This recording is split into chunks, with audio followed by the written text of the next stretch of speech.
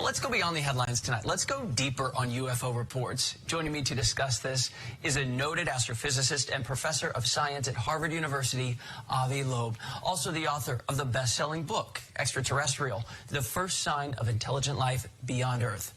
Professor Loeb, people have read your book to figure out what you think. Now that we know this commission is being formed, what is your running theory of what these are? Well, thanks for having me. As a scientist, I'm guided by evidence. So I don't have access to classified data. I think we're seeing just the tip of the iceberg. The government owns a lot of data. And a few months ago, I established the Galileo project, whose goal is to assemble new data that will be open and that we will analyze using the scientific method. So we are currently starting to build telescope systems. The first one will be on the roof of the Center for Astrophysics on the Harvard University campus, and then we'll make copies of it and put it in various locations. And the goal would be to figure out the nature of these unidentified objects that we hear about. Well, the title of your book, Extraterrestrial, do you think there are intelligent beings out there? Well, I think it's presumptuous of us to think that we are privileged in any way. We are not at the center of the universe. What we find in our backyard is very common. The Earth-Sun system is very common within the Milky Way galaxy and beyond. And moreover, we're probably not the smartest kid on the block. Let's presume for a moment that this might be, I don't know what you call it, human-based, terrestrial, whatever it would be. China, we now know, is way ahead in supersonic technology. They do quantum computing.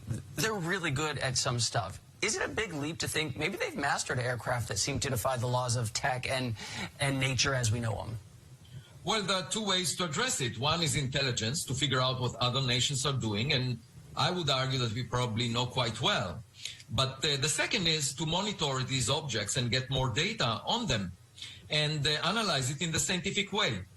And there might be some features of these objects that humans have not been able to produce at all, that violate some, limitations of our current technologies. And the only way to find out is to get more data, more evidence.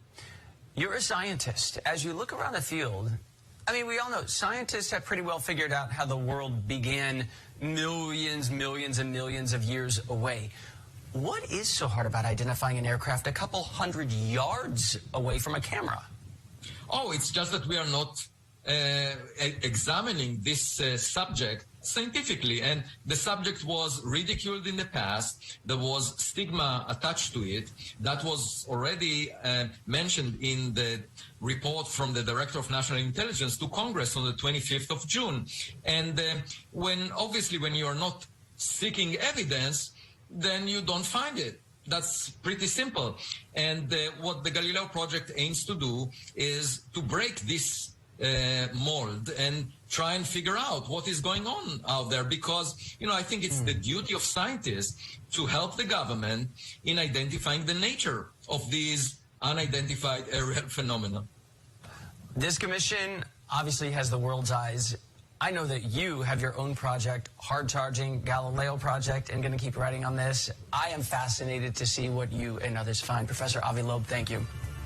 Thanks for having me.